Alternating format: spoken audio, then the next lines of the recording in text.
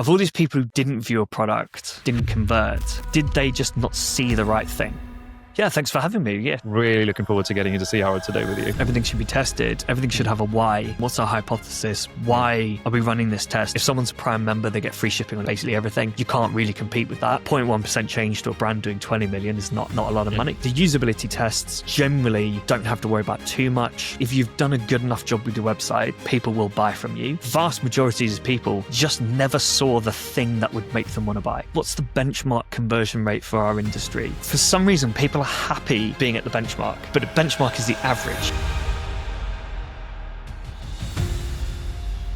Welcome to another episode of Paid Forward. Today I'm in conversation with Will Laurenson, founder of Customers Who Click. They specialize in conversion optimization and customer psychology, helping brands understand why people buy, what actually drives them to take action. We talk about CRO strategies, why the standard best practices isn't often the best place to start, and why obsessing over conversion rate may actually be hurting your business, and much more. This one's packed full of insights you don't want to miss.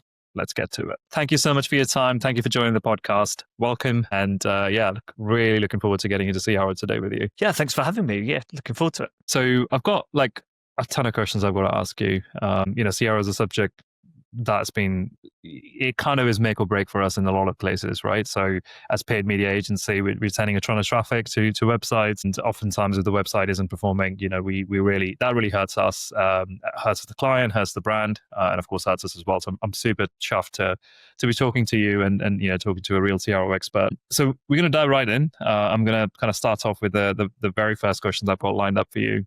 And that is kind of what's the worst CRO practice that you still see brands still sort of following? Where to start? I think this idea of best practices is great, and I get the reasons why people do it. But there's a lot of this is what our competitor does, and they're a bigger competitor, so that's what we should do, and they just do it. And sometimes that does work, and sometimes it's not going to, because you're a different brand, you've got a different audience, your products might be positioned a bit differently. It's really easy to look at, supplement brands, for example. Okay, these are all supplement brands. Therefore, if the biggest supplement brands are doing some stuff, we should probably do that.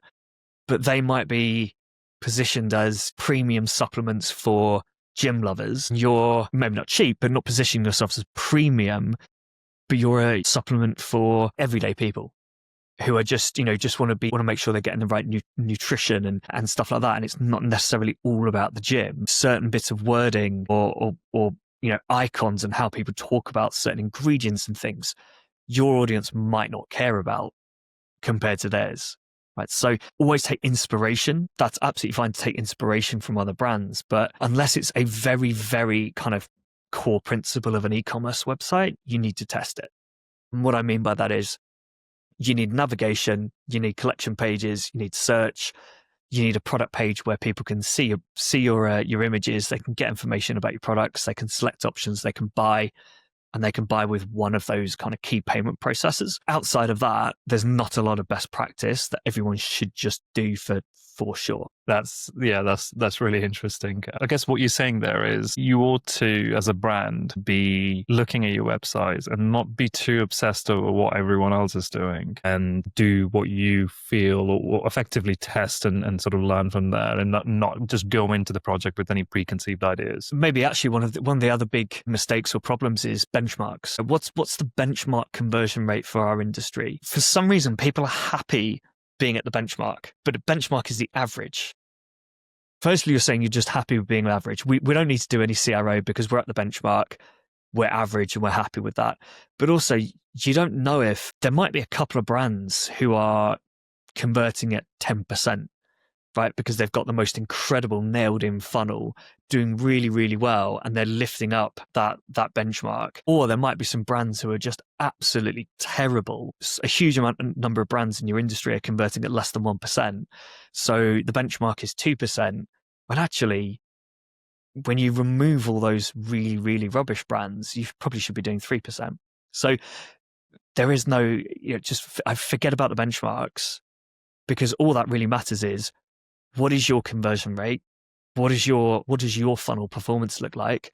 How can we make that better? There's not a single brand in the world who can say, we've got that perfect funnel. We know our product review rate can't be improved. Our add to cart rate can't be improved. All these different bits, and our conversion rate cannot be improved. We're happy. Let's just keep going, right? It's never the case. And with the way advertising changes and the way consumer behavior changes and current economic situations and things like that all have an impact.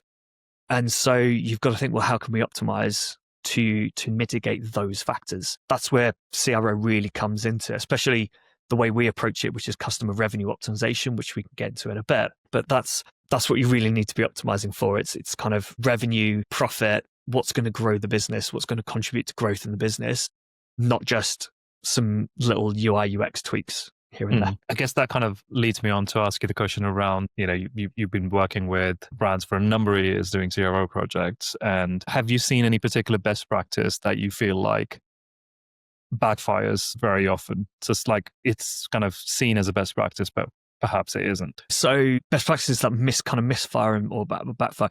I think, I don't know if they're exactly best practices, but I see it thrown around a lot as one of these kind of quick win things. And it's things like X number of people are viewing this product, or X number of people have bought this product recently. And it's one where this is very much depends what you sell, depends what sort of industry you're in, and what the consumer mindset is about your products. That's what makes a difference, right? If we're selling mattresses, then a number of people looking at this mattress doesn't really mean anything to me. It doesn't matter. Maybe seeing that, 22 people have bought this mattress this week might do something for me.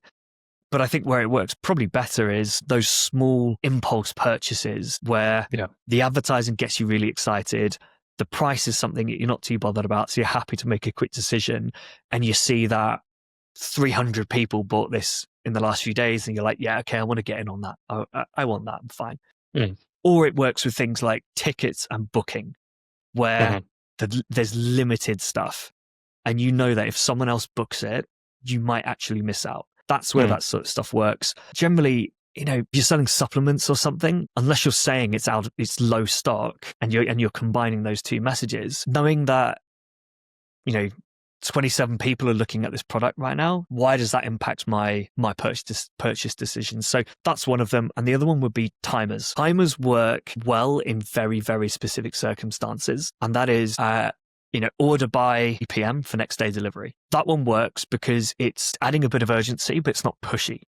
It's just stating a fact. If you get your order in by 3 p.m, we can ship it, you'll have it tomorrow. What also works well is for sales and things like that, or flash sales on Amazon, and sales where legitimately at the end of the weekend, that sale is over and it's done. And, maybe for the last day or so, you put that timer on to say, it's your last chance to get extra 25% off. That is ending. But if you're the sort of brand who is going to put that on the next week, it's going to lose its impact. The sale loses its impact, but the timer loses its impact as well. The other area it doesn't work, and similar to the X number of people looking at this product right now, is basket hold timers, which I've never seen work well for the vast majority of e-com brands, because it only works if I have a reason to believe that I might miss out on this product. So we'll hold your basket for 15 minutes, make sure you complete your purchase. Do I really believe that you're going to clear my basket if I take 15 minutes to complete my purchase? I don't believe that you're going to run out of stock unless you've made it clear that this is limited edition or limited stock. And I remember one of our clients, area V was, I think, about $800. So quite high spend, very considered purchase. People were generally taking about 6 months to actually make their purchase because they were either doing a lot of research, or it was just the fact that they were building a house, or they were moving home, or whatever, and they were kind of scheduling it for doing their research for 6 months ahead. And we got feedback, which was, I've spent 6 months doing my research. I've found the products I like. I've gone off. I've completed the rest of the home project. Now I'm ready to buy them. Why are you trying to push me with a 15-minute timer in the checkout? It just doesn't do anything for them. So it's these sort of things where it's really easy to look at it and say, oh, okay, that's an interesting idea. I can see why that might nudge, get people moving a bit faster. But actually, you've got to think, if I was making that purchase, would I actually believe that I've only got 15 minutes to make this purchase? Almost every single purchase you make, the answer is no. you're not. Yeah, quite honestly, I mean, I see that as well. Well, just in my own personal experience, I work in marketing and I work in the space, so I can see through it. But even then, they feel quite gimmicky. And someone somewhere has made that decision that they want to try it out. And I wonder whether that's just more a case of, hey, competitors are doing it, or maybe this is a best practice. If it's just being applied mindlessly, there's literally no reason why someone will believe that they should be rushed. To be fair, if anything, rushing people can actually backfire anyway. Like, the more considered the purchase is, the more expensive it is, the less likely these things are to work. Because if I spent 6 months researching something and trying to understand all the detail and make sure this is the right product for me to fix my problem or get me my outcome, I'm either ready to make that purchase and I'm going to make that purchase, or I'm still not ready to make that purchase. A 15-minute timer is not going to make me go, oh, do you know what? I'm about to spend £3,000 on a mattress. I'm not quite there yet, but if I don't buy it now, I'm going to miss out? No. Like, no one's believing that. Yeah, no, I totally get you. Just want to circle back to something that you kind of said, like, rather than starting off with a set of assumptions or best practices, you are better off kind of looking at your website, understanding the context, the customer, the market, the macroeconomics, etc., and then sort of figuring out, maybe starting up with a set of A/B tests or some sort of tests that whereby you test your hypotheses one way or another. Is there a typical place you would recommend brands start when they start thinking about tests? Like, what would you typically start off with from a testing perspective? Yeah, so we always look at the purchase funnel data. That's going to tell you where to start, really. So you get it in GA4, you get a slightly more limited version in Shopify. And Shopify doesn't give you product views, which is a bit annoying because it's quite key. But GA4, you've got the monetization report in there, you've got purchase journey. And that will tell you, out of all the sessions that come to your website, how many people view a product, how many of those people then add to cart, how many of those people then start checkout, and how many of those people then complete checkout. This is going to tell you pretty much where you should be starting. And I know I said, don't worry about benchmarking too much, but generally speaking, you want 60 to 65% of people viewing a product. If you're lower than that, then given most brands are driving a lot of paid traffic to their website, and that's going to be the majority of your traffic, if you're not getting 60% of your traffic viewing a product, the other way of saying it is like 40 to 50% of the traffic that you're paying to come to this website doesn't even view a product. Right? Yeah. That's a problem. Then we're looking at add to cart. Add to cart is one that does vary quite a lot depending on industry, but we're probably looking at 8 to 12%. If you're significantly below that, you might have a bit of a problem.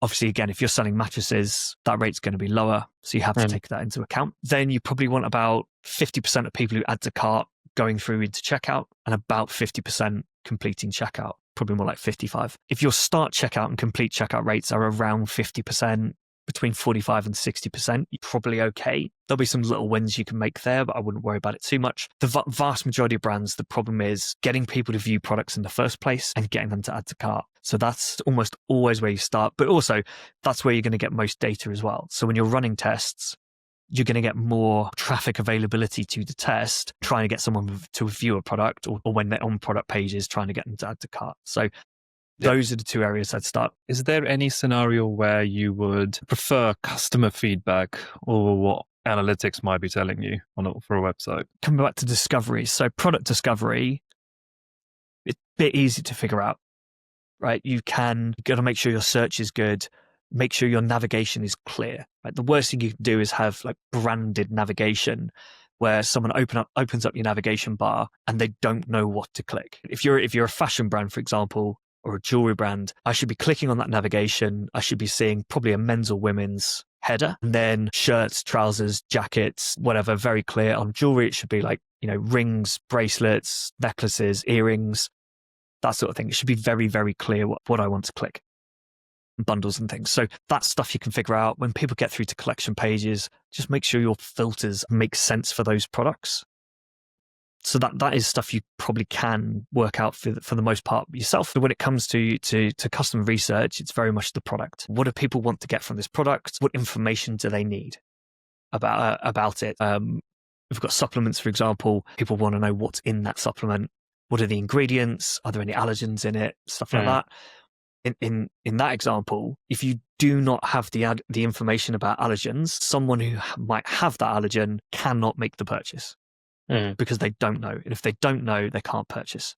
Right. So some of it is as simple as, what are all the questions we get in live chat or via email or sometimes on Facebook ads, right? People will often comment on the ad itself and say, is this suitable for X? Take all those questions and just make sure they're answered clearly on those product pages. And then the other part is, what's going to excite people about making this purchase? What do they want to achieve with it? And how do we make them feel like they're going to achieve that with imagery, with copy? And that's probably where you really need to speak to people to find out what it is they care about. Again, like some industries, a bit easier. Fashion, jewelry, it's generally the aesthetic. Yeah. People want to buy something because they want to look good. And therefore, you probably can just get away with just doing photo shoots and making the stuff look good. That's going to work. With other products, you've got to figure out, how do people talk about the pain point? How do your customers talk about the pain point that you solve? Or how do they talk about that desired outcome they want to achieve? Because so many brands, they know it, but they get the message wrong. They just phrase it slightly differently. I can't remember what the brand was the other day that I was talking to. I can't remember what they sold actually, but I remember saying to them on the call, it says this thing on your product pages prominently. No, I guarantee you, no one says it like that. No one uses that phrase when they're talking about these products. You've done it because it's the marketing messaging, it's the research, it's all that stuff that's gone into it, and you're like, okay, that is our key thing, but it's not how customers talk about it, so it doesn't work. I guess in terms of thinking about set up a number of tests on the CRO journey as a brand, are there any, apart from what you've already spoken about, is there any CRO strategy that you feel is kind of a must that is really going to move the dial, or you, in your experience, has moved the dial a lot more than some of the other stuff, perhaps? So it's like a winner, if you like, of a CRO strategy that you should just look at. Our methodology, we break it down into a few areas. So we've got our UAM methodology, which is usability, anxiety, and motivation. Usability side, if you're doing less than 20 million a year, you probably don't need to worry about this too much, because you've proven that your website is usable. People can make the purchase. They do want the products. Anything lower than that, the usability makes it's small tweaks. It's small improvements. Should this filter be first or should this filter be first? Should we have a sliding bar for price, or should we allow people to type it in? These sort of things where, once you're a certain size, it's like the Google testing, right? About the color of the Google links, where a 0.1% change to them is millions of dollars. A 0.1% change to a brand doing 20 million is not a lot of money. So the usability tests generally don't have to worry about too much, but there are some ways to make it better. The key ones to focus are on more the anxiety and the motivation piece. So anxiety is, what do I want to know about this product? What's the information I have to know about this product to make the purchase it? And then about the brand. Brand's a bit easier, but it's generally, why should I purchase from you? Why should I trust you? You got a returns policy, you got reviews, you got live chat, cool, done. The motivation side is, why is your product so much better than someone else's? If I've got two, I always use the example of standing desks for some reason on podcasts, but if I've got two standing desks that I'm looking at and they're both similar price, they've got the same features and things, the one that talks about my problem is probably the one that's going to get the money. If you have one desk which talks purely about the functionality, it can go up and down, holds this amount of weight, whatever, that's fine. If you've got the other one which tells you that same stuff, but also says standing at your desk for an hour a day is really, really good for your health for XYZ reason, then suddenly you've got a standing desk versus a health benefit desk. So that one's more, better, more valuable. So there's that. Focus on the anxiety piece, the motivation piece, but then we've also got our like margin protection mechanisms. So this is your shipping thresholds, your promotions, your bundles, your offers, but even things like product pricing and shipping fee pricing as well. Now, again, for smaller brands, putting an extra £1 on your shipping fee or $1 on your shipping fee, if you're doing a few hundred orders and 20% of those pay for shipping, an extra £1 doesn't make too much difference, but it's still an extra £1 to your bottom line. Same with pricing, adding 1 to 3% to your pricing. When you're a smaller brand, doesn't make too much difference, but it's still pure margin that you're adding. But where we see bigger wins is your free shipping threshold set correctly, and have you made it really easy for people to hit it? Because we don't necessarily want people getting the free shipping because it's It's a cost to the business, but it's such a conversion driver now, to the point where so many people won't purchase because they don't get free shipping and they don't want to add something. You can mitigate part of that by really focusing on the anxiety and motivation piece and getting someone to that point where they think, I want this product and I want to buy it from you. I don't care about your other products. I don't want to spend another 50 quid to get free shipping. Yeah.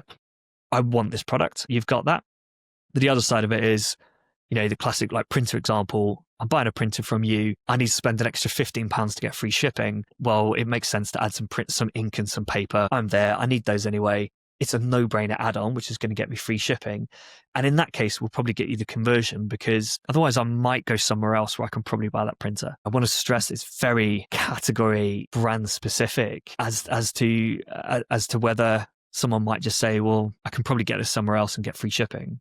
Or is your product so special that I have to buy it from you? That's actually quite an interesting point, because like as when we're running campaigns across Google, Meta, TikTok, you will often drive that first click, drive that awareness for a brand or a product, and then they go on making that purchase on Amazon because the experience is so much better. There's no shipping fee if they're on Amazon Prime. It's going to turn up same day or tomorrow. In that specific case, when that happens, and when the website is competing with Amazon, because I guess you and I have kind of similar problems, because from a paid media perspective, ultimately the website's doing the selling for us, and I guess from a CRO perspective, all you're trying to do is drive as much revenue from the website as possible. Do you come across that problem often, and what would your advice be in terms of perhaps price parity, because sometimes Amazon's cheaper than clients' own website, free delivery, which they might not have, or there's certainly a certain threshold that has to be met before that free delivery kicks in, and of course cost of delivery or time of delivery, right? So in scenarios like that, is there particular advice that you give to clients? I think people worry about this a bit too much. I think Amazon customers are Amazon customers. And most likely, if they're looking for the products, they're going to go to Amazon straight away. They'll find it there. They may come to your website just to check you out and make sure you're a legit brand or something, but you're going to have a really tough time getting that conversion there. Most likely, they'll just complete the purchase on Amazon. I think if you've done a good enough job with your website, people will buy from you. There shouldn't really be a reason for someone to say, but I wonder if I'll get a better deal on Amazon. Firstly, you shouldn't be cheaper on Amazon. The only thing you can not deal with is free shipping. If someone's a Prime member, they get free shipping on basically everything. You can't really compete with that. But can you give people more of a reason to buy from you? If I'm on the brand website, let's use like skincare as an example. On your website, you've got the opportunity to give me obviously all the information about the products, maybe put me into a skin quiz to help me make sure I've got the right products and I'm finding the right products. But also it's a bit easier to bundle it up and say, well, actually, you could it makes sense to get this routine together. And yeah, you can do that on Amazon, but I feel like there's a bit less, it's much more functional transactional on Amazon. And just, by the way, people buy these together. On your website, you get to say, you get the best results if you combine these two products. You're going to get free shipping because you're now spending enough. And I think if people are clicking through from your adverts because they're interested in your brand and they're coming through to your website, for most brands, I don't think there's really a reason for people to go looking for you on Amazon. If you do the job correctly, people just want to buy, right? If you've done a good enough job and you've convinced them to buy, the idea of going to check Amazon shouldn't even come into the head. The idea of that comes into the head when they go, yeah, okay, it's a nice product. It kind of looks good. But I wonder if I can get it cheap, or I wonder if there's a cheaper alternative on Amazon or something like that. So maybe skincare is not the best example because I think it's almost like a bit more like protected. You probably will get the sale on your own site. But if you've got a very commoditized product where it is really easy for me to say, well, I wonder if there's just something the same and cheaper on Amazon, you're going to have a bit of a problem unless you've done that work really well on the website and convince people that you are actually, it really is the best product and there's no reason to go searching. But I think, yeah, if someone starts that search on Amazon and happens to come to your website, I wouldn't even worry about trying to convert them. You might get some people who will because they'll see something and go, oh, actually, I remember speaking to someone on my podcast, probably 4 years ago. They had a like sugar, I think low sugar, maybe high protein snack, like cookies and things, so like proper like the naughty snacks. And they said, on Amazon, you could buy a single pack, a single like snack size, snack size pack. It doesn't make sense for them to sell that because they don't want to pay the shipping fee, whereas Amazon doesn't care. They'll just ship it to you. But on their website, you could only buy like 12 packs, right? Because that's what made sense for them. But they would also sell variety packs or exclusive, like kind of say exclusive to their own website flavors and things. So certain products you could only get on their website and certain flavors. But if you were just going to buy the one and that's all you wanted, then Amazon is where it made sense. So yeah, I think there's ways to use it to your advantage and get people to try out your products. And then if they really like them, try and move them over. You know, again, like thinking back to my own purchases, it's so rare that I've gone to Amazon to when I've come through to a brand's website, it's so rare that I've then gone to Amazon to make that purchase. Even looking at and actually maybe it's because there was a deal. I just bought a Suri toothbrush. And the reason I opened up Amazon is because I did want to do a bit of a price comparison. I did want to kind of go, do I actually need to spend this amount of money on a toothbrush? Or am I massively overpaying because I can get something like what I used to have at a much more affordable price? And it turns out you could. But I still bought the Suri because I've seen them pop up a lot. The marketing has worked on me. Now that I'm in a position to buy because my current one's broken, I've bought from them. And then I think because I got a free wash bag, I think with the order, and they made it really easy to make the purchase, I just purchased from them. But I wanted to buy the Suri toothbrush. I saw it on Amazon as well. I could have bought it, but I didn't. It was also, I think it was the same price. So maybe I could have had it today if I bought it from Amazon, whereas I'm going to get it tomorrow directly from them. I'm fine with that. But the only reason I opened up Amazon was just to say, how much should I be paying for an electric toothbrush? And just do that quick comparison. But even then, I still paid for the more premium one because they've done a good job with the brand. So yeah, I guess they somehow stood out to you, right? Because if they threw in a travel bag or travel case or whatever else, some extra value that was thrown in, then that sets them apart, and the pricing is the same, basically. The free wash bag probably didn't even do it. It's just because it came up on a pop-up. So I went, well, of course I'm going to take that, aren't I? Yeah, of course, yeah. I think I just wanted to buy it from them. They do have a subscription.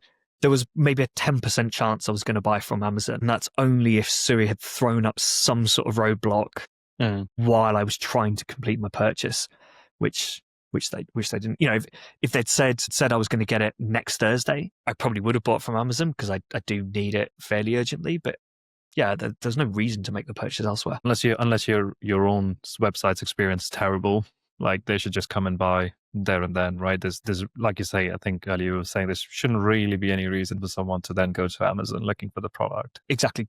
Go to their website, have a look. It is a really good website. It's well optimized. If I had a proper look at it, I'm sure I could pick out some opportunities for them. I was already fairly sold anyway. I was pretty high intent going into it. Yeah. But their website, you might look at it and go, well, it's an electric toothbrush. You think of like Oral-B and stuff. You know, it's their kind of dentist style advertising, you know, that kind of whites and blues. You go to the Suri website, it feels premium, it feels warm, it feels like you feel good. They've done a really good job with it and it's working for them. Yeah, it's the emotional reaction that you have looking at the brand and how it all comes across. You know, going back to sort of plethora of experience that you have working with brands and, you know, CRO projects, has there been any test results that really surprised you? I think one quite a little while ago actually was we were working with a footwear retailer and they had an in-stock, just an in-stock green tag. Actually, the reason I wanted to run this test was I wanted to take that away, but for the purpose of actually just getting that space back, reclaiming that space that it was taking up and kind of shifting the call to action just a little bit further up the page, the sizes, and you'd be able to see some of their USPs that were under the fold. That was really the only purpose. I just wanted to take the space back. I didn't think it was having a negative, I didn't think it was a negative thing, and that's why I wanted to remove it. What surprised me was that conversion rate went up quite a bit, particularly on mobile. And I think, so what I think was happening there was, firstly, it did what I wanted it to do. It took that space back and it put some valuable content in its place. The in-stock tag was adding nothing to the experience. If I come onto a website, I expect you to tell me if it's out of stock, because that's important to know. Otherwise, I'm probably going to assume it's in stock, right? It doesn't add anything. Low stock, there's only 2 left in stock. That works for obvious reasons. Out of stock, all right, bit annoying. Maybe you have the email capture, but but it tells me something. But in stock just didn't tell me anything. But then we ran this for the same lighting retailer I mentioned before, actually. Ran the same thing. I think I can remember 2 of the versions. There was a third variant. I can't remember. One was in stock, and one variant was in stock and ready to ship. The in stock one won. Wow. Okay. That's the one that surprised me, because I expected and ready to ship to be the one that won, but it was in stock that won. Like I was saying earlier, right? They didn't need it now, but they just wanted to know that it was available, and when they're ready to buy, they could make that purchase. Because I think the general expectation is that these sorts of products can take multiple, like fair few days, sometimes weeks, depending on what it is. If you're buying a furniture or something, in the UK at least, you generally expect there to be a, dispatched in 8 to 12 weeks or something on there. So you just kind of want to know it's in stock. Maybe you want to know it's ready to ship. But also, I guess it is the same example. All these people wanted to make their purchase in like 6 months. That's when they were looking ahead. It's kind of now the same with the sofa, really. I think most people are now planning ahead because they're expecting that purchase to take so long. So you start shopping for a sofa about 8 weeks before you move in to a new home, because you don't need it now and you don't want to take it now. Yeah, it's just interesting, kind of looking over the data for these tests and thinking, well, best practice would tell you have the in-stock message, but it just doesn't add anything to the experience. Goes back to what you were saying earlier about you can set with some preconceived ideas, etc., what good CRO might be, but unless and until you've tested it, if you just blanket apply all of the CRO best practices, you're probably going to end up messing up your website and your conversion funnel. And so everything's got to be tested, and you've got to look back at the data. It's not even just everything should be tested. Everything should have a why before it's tested. What's our problem statement? What's our hypothesis? Why are we running this test, and what do we think the impact is going to have? You should do this for everything in the business, really, not just A/B tests on site. Anything you want to do, why are we doing this? What do we want the outcome to be, etc., etc. Because that in-stock tag, you look at it and say, well, why do we want to add an in-stock tag to let people know it's in stock? Do people really need to be told a product is in stock?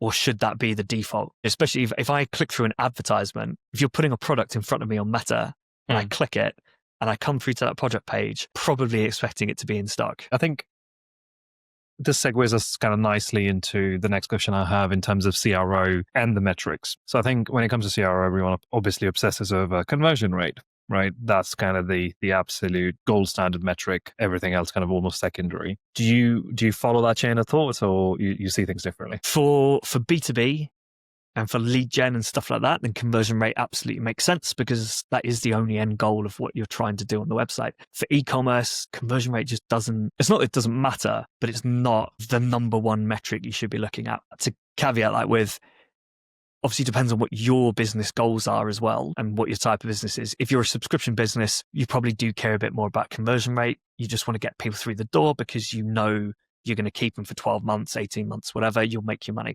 So you might be happy to say, we're happy to give people like a £1 trial offer to get them through the door. Happy with that, fine. For most brands though, we're looking at revenue per visitor, revenue per user. What is the money you're making? So basically it's the blended kind of conversion rate and AOV piece.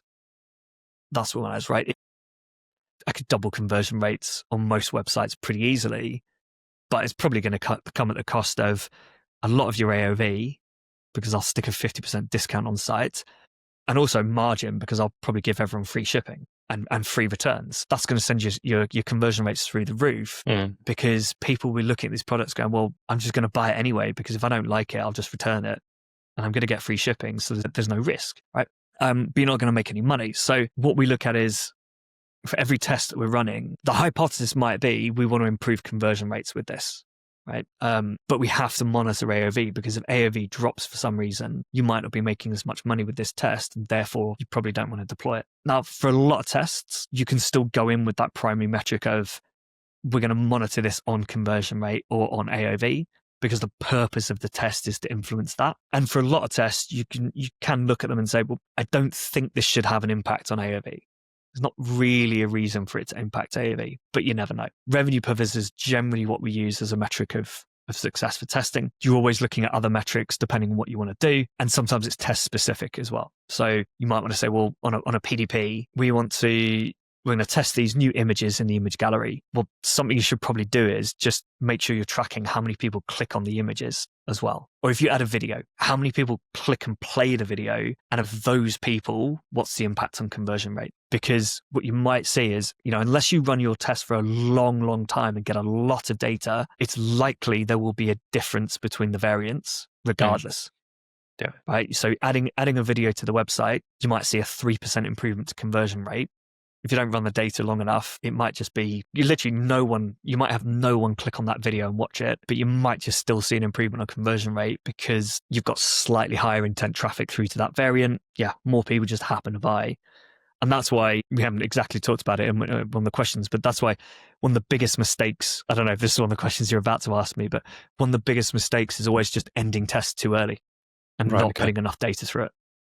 What determines enough data? Like what's the yardstick for, okay, that's not enough data? So really should be running a calculation to work out how much traffic you do need on each variant, how many conversions you need to be able to know for sure that it's a powered test. There are some people who say you absolutely have to do that. You have to be running hundreds of thousands of points of data through these tests to be sure. I'm happy to say, well, as long as we've got strong enough data, we're happy with that. It's difficult to put numbers on it, but you want 20, 30,000 people to see each side of a test, probably. But then it depends on conversions. If you're selling fashion jewelry or lower valued items, you're going to get far more conversions. You'll be able to see that impact quicker.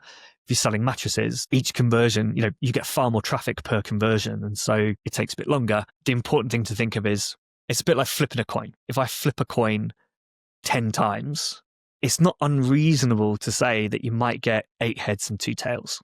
That could happen. Flip a coin 100 times and you might be at 70-30. 65-35, whatever. Flip a coin 10,000 times, you should expect these numbers to be coming down, even though literally a 50-50 chance each time. Every time you flip the coin, it doesn't just mean that the other time you flip it, it's going to be the opposite.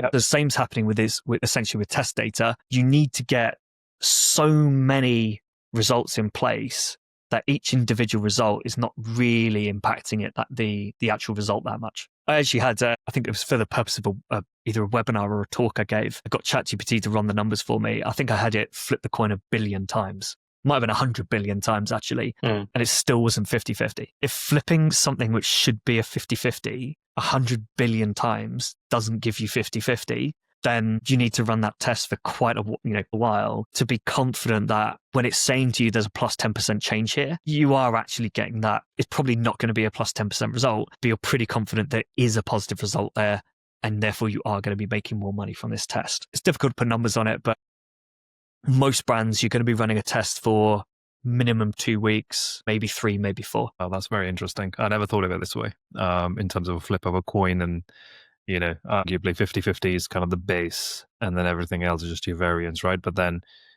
you might be happy with 51%, and then you go, well, that's only a 1% variance there, and therefore that's good enough. It's not, because that could just be how it just turned out to be. Not enough of a swing one way or another. And so you got to test for longer or just push more data through. Very interesting. Yeah, thank you for that. Just one question on revenue. How do you calculate revenue? Is that just the total order value and just the turnover, so includes shipping cost, VAT, that kind of stuff, or are you just taking all of that stuff out, just pure non-VAT, ex-VAT value of the product or of the order? Yeah, it's normally stripped out. So we'll normally look at what's your actual take from this, as opposed to shipping, which is a cost that you're paying out, and you're also probably subsidizing it. Obviously, VAT you don't keep. It's not actually yours. So we're normally taking that into account. Obviously, for the purpose of testing, sometimes it doesn't really matter, because if those numbers are on both sides, then both are giving you the same data. So if you haven't been able to strip it out for the purpose of a test, it doesn't really matter. Whereas I get with paid ads, if you're reporting a 5 times ROAS, but you're actually including VAT and shipping and stuff, that's something that's being artificially inflated. There's no real way of identifying that unless you know that data's in there. Thanks for clarifying that. The other question I was going to ask you, particularly around 10 million plus brands, are there any particular CRO challenges that you find with those kind of brands that just comes up quite often? I mean, most brands just have the same problems, to be honest. It's always getting more people to add to cart, more people to view products. Generally at that stage, I'd say that the checkout funnel is probably okay. you can probably make some improvements there. Because obviously a 10 million, you might have one 10 million pound brand that's doing, 10 million in traffic a month, and one 10 million pound brand that's doing 100,000 a month in traffic because they've absolutely nailed it and the other one really hasn't. Right. So, but yeah, I would say generally it's still the same problems, because once you get past probably 5 million, you've shown that you probably do have product market fit. You've got something people want. Your advertising kind of working. Still got opportunities, you can improve it, but you've got something people want to buy and your shop works and it's allowing people to convert. So then it's just, where are the opportunities? How can we do better? And I guess one way of looking at it is, of all these people who didn't view a product or didn't convert, did they just not see the right thing? It's not the case that they didn't want to buy. You haven't lost 97% of your traffic because they came to your website and went, this is a big piece of rubbish, I'm not going to buy that. Vast majorities of people just never saw the thing that would make them want to buy. As I said, if 50% of people aren't viewing a product, then obviously 50% of people never even saw the thing they wanted to buy. But also it could be in your collection pages. If it's not merchandised properly or if your filters don't work properly, they might not have been able to filter for the right product. On your product page, it might just be that piece of information that they wanted to know, just they didn't see it. It's also rare that it's not there. It's just quite common that it's just not where that person wanted to look for it. It is normally a case of just optimizing, just making sure that everything just kind of rehooks people constantly and it's getting people to have a positive experience. Go, cool, that's what I want to know. That's what I wanted to do. Next stage. Cool, that's the bit of information. Next bit. Cool. And as soon as they hit that blocker of, but I wanted to know what your return policy is. Where is it on the page? Can't see it. That's where maybe I'll go to Amazon. I like the product, but I know I can return it if I don't like it with Amazon, so I'll go buy that. Last question from me. Imagine a situation an e-com manager is desperate to apply some quick fixes. They need to claw in some revenue quickly. What would be your one piece of advice to sort of get some quick wins using CRO methodologies? It always just comes down to the brand and the category, really. So it's difficult, but for most brands, just getting people to buy more is easier than you think. I remember speaking to a brand that sold basically women's underwear, like period underwear, and he said one of the biggest problems they've got is a lot of their customers buy one and then don't really come back. When we're talking about it, it's like part of the problem is you tend to, it's the same with like t-shirts and things. You just have it, the stuff in your drawer. It's a sort of product in order to really get the benefit from and therefore the value of, you have to wear every day. So if you've only got one of them, then you can only wear it once every 7 days, probably, as it goes through your washing cycle. So his dilemma was like, well, how do we need to make it part of the habit. So we need to make sure that people wear it multiple times a week. And so my solution was make it hard to buy one, make it really easy to buy a pack of 3 or a pack of 5. And a really good example would be True Classic. If you go to the True Classic website, it's really difficult to buy one t-shirt because they have no interest in selling you one t-shirt. And actually, I think in particular for men, we just want to buy a pack. I want to buy 7 t-shirts, 7 Henleys, and I'm sorted. Cool. So put a pack together for me. All I've got to do is click that. I get a discount for buying in bulk. Cool, I'm done. Nice and easy. So I think wherever you've got that opportunity to say, does it just make sense to sell you more of this product quicker? Then do that, bundle it up. And a lot of brands use that, like buy 3, get 10% off, buy 5, get 15% off. Yeah, if you want to apply that site-wide, then fine. Maybe it has to work like that. But if it's for specific products and it makes sense for people to buy those specific products, instead of doing that, just give them the option of buying a 3-pack, a 5-pack, a 7-pack, and put the discounts on them. So there's that. And then like cart upsells, general bundling, post-purchase upsells. Just spend the time to think for that first part, does it make sense for people to buy multiple? Or even look at the data, are people buying multiple? Yes, cool, bundle them up. For the upsells, what's the upsell that makes sense with these products? And do the mapping. Because so many brands, you go to the website, they're using like the AI recommendations from a tool and it's just rubbish. It doesn't really make sense. Quite often because the tool doesn't have enough data to actually, on a purely data side, say these products match up and make sense. Whereas you should be able to go in and say, it makes absolute sense that if someone buys this product, they would want to buy this product as well. Or you're looking at it saying, they've bought this product, we've got these accessories which they don't need, but they go with this product. Let's make sure they see those accessories. Make sure, if they're in cart, that's the sort of thing that's going to bump them up over the free shipping threshold, more likely to get you the conversion. So just sit and don't rush things as much. I think it's almost the quick win is don't rush things. Like take a bit of time to set these things up properly, think it through. Start with one product first. Like start with your hero product and just say, how do we sort the bundle, bulk buying, complete package for this product in 2 or 3 different methods and just focus on that. AOV is going to be the quickest win. For brands over 10 million, it's probably going to be a bit of that. And also, is your shipping threshold set correctly? Could you add an additional tier, which is, free gift when you spend 20% more, and it's the shipping price that you charge and possibly your product pricing, but that can be a little bit more of a difficult one because obviously what you don't want is regular customers coming back and saying, hang on a minute, it's now more expensive. So I think that works when you've got a bit less purchase frequency and you're not going to annoy people because the price is higher. Or if it's like 1 or 2%, it's that amount, then they're probably not going to notice. Amazing. Look, can't thank you enough for sharing all of that wisdom and insights with me today. And thank you so much for paying forward. As I always say at the end of these, really, really fascinating chat. I've learned so much. Thank you so much for your time. One last question. Where can people find you? LinkedIn. LinkedIn's always the best place. Just Will Laurenson or customerswhoclick.com. Well, with that, thank you so much for your time. Thank you. Absolute pleasure. Really enjoyed it. Thanks.